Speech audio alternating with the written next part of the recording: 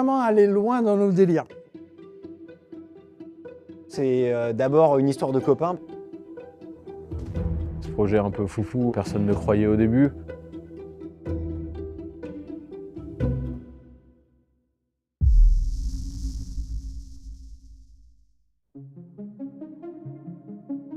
Avec Simon, on était déjà très amis et puis il travaillait avec moi sur divers projets.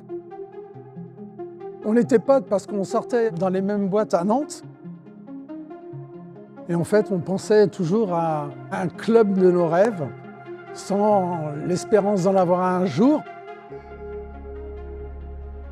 Et donc, on a marqué plein d'idées sur des bouts de papier. Et on s'est dit, pourquoi pas acheter? On s'est rapproché avec Quentin, qui était un ami aussi à la base. Tu voudrais pas participer avec nous à ce projet-là? Évidemment, il a dit oui tout de suite. Maintenant, il faut trouver quand même des gens capables de nous suivre dans ce projet qui est fou et assez risqué. C'est à ce moment qu'on a eu la chance de rencontrer François et Marielle, qui se sont lancés à nos côtés pour construire ce projet avec tout leur savoir-faire. On a trouvé un financement et on a créé le Warehouse. On fait l'acquisition du LC Club le 1er août 2017. Au démarrage, on travaillait tous dans un petit bureau, quelque part sous les toits. Quand il pleuvait à l'intérieur. On passait nos nuits à régler les problèmes, les journées à gérer l'entreprise, ça a été un véritable enfer. On était une belle bande de potes et on a réussi en fait à créer ce qui était aux yeux de beaucoup de personnes impossible.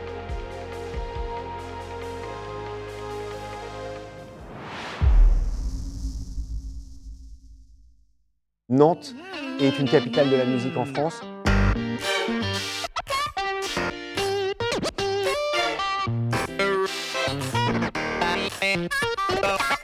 On est des artistes et des passionnés de musique. On s'est posé la question de savoir, ce serait vachement bien, Nantes, quand même la scène électronique continue à bien évoluer et à prendre beaucoup d'ampleur. Elle était très active dans les années 2000. À partir de 2011-2012, il y a pas mal de collectifs qui ont commencé à voir le jour. Il y a de plus en plus d'événements. Ça a été les prémices de ce qu'est l'univers nantais aujourd'hui. Lui, avant d'être le Warehouse, il a une histoire aussi. Il a connu des gros artistes, Carl Cox est venu aussi, David Guetta est déjà venu dans ses murs.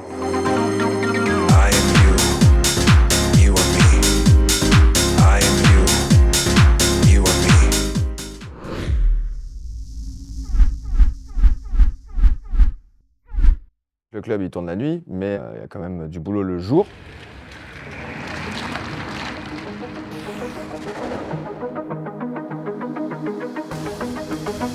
Une nouvelle soirée qui se prévoit par exemple, l'idée de base qui est lancée, et puis ensuite on réfléchit tous ensemble comment on peut faire. Chacun intervient un peu à son niveau, c'est tout un travail d'équipe.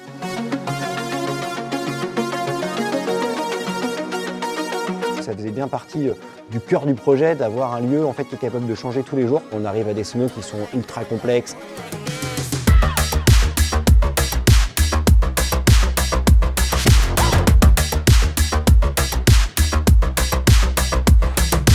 C'est du sur-mesure, on a fait ça nous-mêmes. Et la soirée Terror Jungle. On a vraiment tout le club transformé en jungle. C'est impressionnant, celle-ci elle est énorme.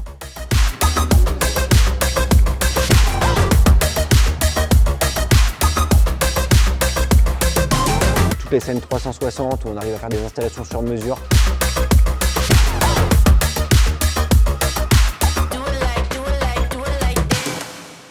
Le club change tellement d'images, tellement de visages que l'univers est complètement différent. Et ça c'est important, justement de toujours un peu surprendre. Parce que c'est quand même beaucoup de boulot.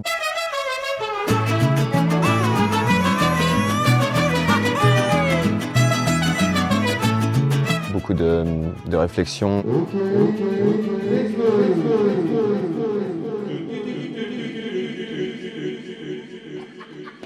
Voilà, créer des nouvelles choses. Donc on est les premiers spectateurs de notre boulot, quoi, finalement.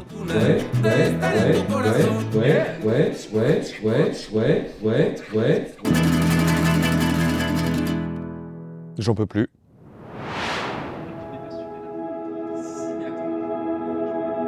m'appelle Maxime, je suis chargé de production au Warehouse depuis 5 ans. J'ai un rôle de coordinateur sur tous les événements, d'un point de vue logistique, mais aussi d'un point de vue budgétaire, que ce soit des artistes internationaux, mais aussi émergents. Je travaille avec Solène, qui m'assiste à la production pour la bonne tenue des événements de manière globale. Mon rôle principal, ça va être de manager les équipes de nuit avec la coordination des équipes jour, les équipes bar, les équipes accueil, les équipes vestiaires. On a des équipes ménage évidemment qui passent avant qu'on ouvre, mais on a quand même aussi 1 à 2 personnes de l'entretien qui vont être présents lors de l'exploitation. Les équipes de nuit qui travaillent en semaine, elles s'occupent principalement des stocks. On sent vraiment que ce soit nous, l'équipe en amont dans la préparation, ou même les clients sur le moment, qu'il y a une vraie volonté de vivre un moment unique. Et il y a des soirées où avant même qu'elles se déroulent, on sait que quoi qu'il arrive, les clients sortiront d'ici avec un souvenir inoubliable.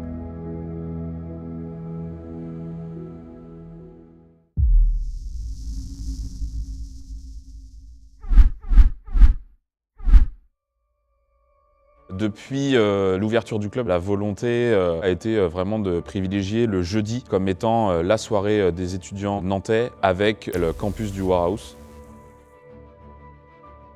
qui met en valeur chaque jeudi de nouveaux concepts de soirée, des DJ locaux sur une musique généraliste. Le but, c'est d'essayer de fédérer l'intégralité des BDE nantais pour avoir vraiment les meilleures soirées étudiantes sur la ville de Nantes. On a vraiment pris l'initiative de trouver de nouvelles pépites DJ sur chacun de nos concepts de soirée.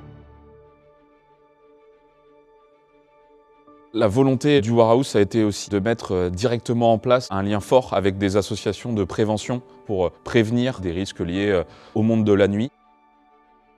Le but est vraiment d'avoir une safe place, un endroit pour les étudiants nantais et tous nos visiteurs qui soit le plus sain possible.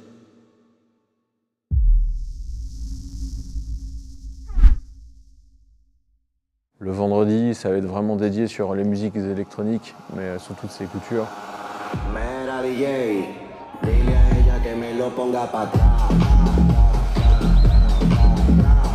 va aller aussi bien de la deep house, de la house, jusqu'au hard music, du hardcore, up tempo, même de la terror, enfin absolument tout.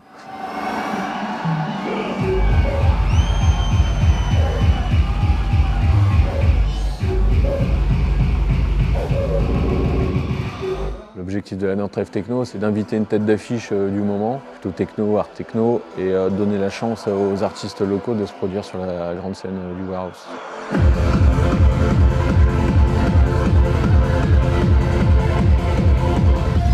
Après, il y a la scène 360 en plus sur ce soir-là, pour avoir une vraie proximité avec les copains. Ça les aide à gagner en expérience.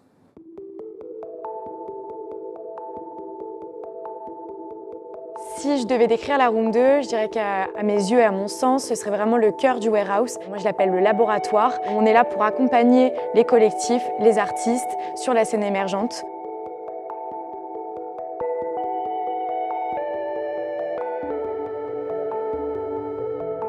On invite les collectifs locaux à s'y produire et à proposer justement la soirée ou les soirées qu'ils veulent, avec la scénographie qu'ils aimeraient.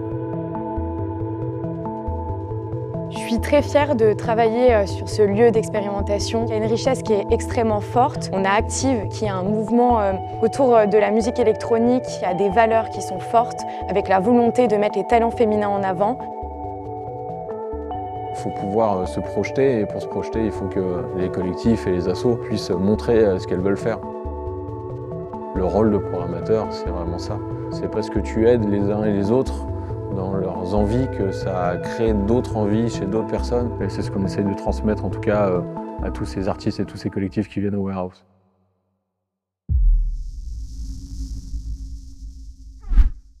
Quand tu as un club techno, effectivement, il y a une partie de la clientèle qui ne veulent pas venir chez nous parce qu'ils n'aiment pas ça. Donc on a voulu, nous, s'ouvrir en fait à d'autres gens.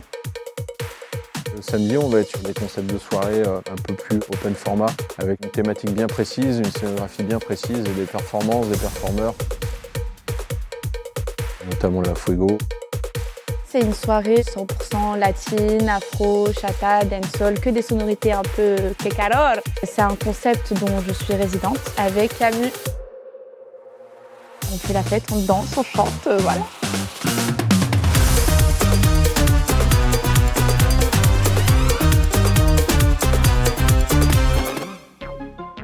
On a monté le projet pour proposer tous les styles de musique.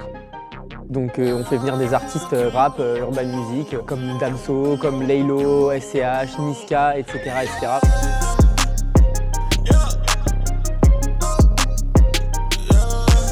Donc aujourd'hui au Warehouse, peu importe la musique qu'on aime, on peut la trouver.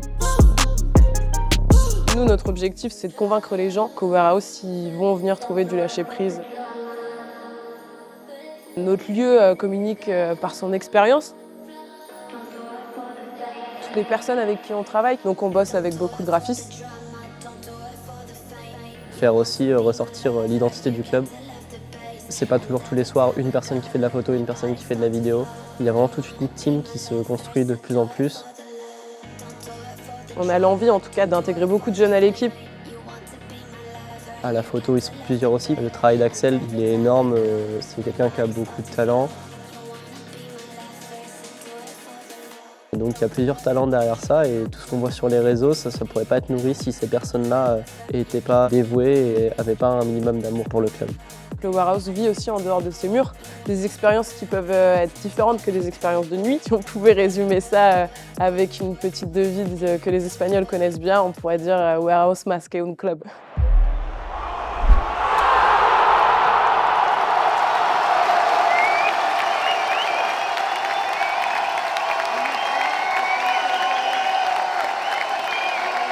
C'est important en fait de s'ouvrir et d'aller toucher le maximum de gens. On cherche à faire des projets extérieurs pour réussir à parler à une plus grande part de population.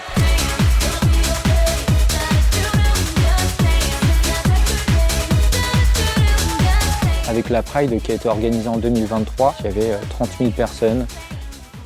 Ok les gars, on met le setup en place. Le projet Technoparade, il est né à l'initiative des collectifs et vu que le Warehouse soutient les collectifs et la scène locale plus globalement, créer un char et l'emmener à la Technoparade, c'était vraiment un déballage pour propulser les collectifs underground, pour montrer qu'on est les meilleurs.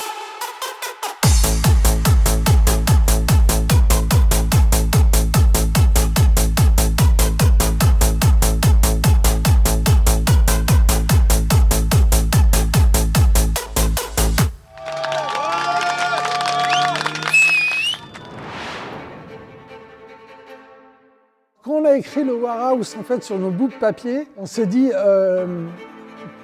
quels seraient en fait, les projets les plus fous qu'on aimerait faire au sein du Warehouse.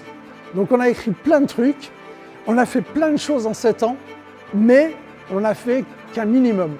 Donc il nous reste vraiment énormément de choses à faire ici au Warehouse. Au début, on était 5 à monter le projet, aujourd'hui on est 150 à essayer de proposer l'expérience Warehouse à son maximum. Merci. Merci. Merci. Merci.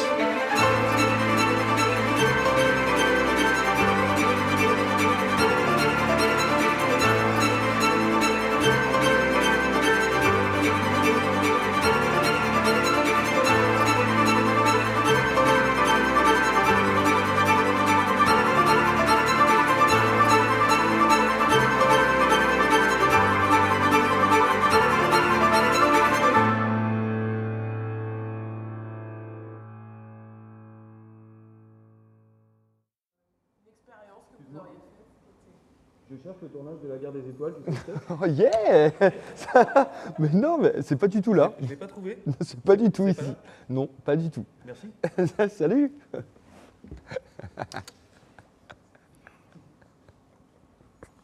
C'était Alex, au cas où. On devrait me payer pour te supporter, toi.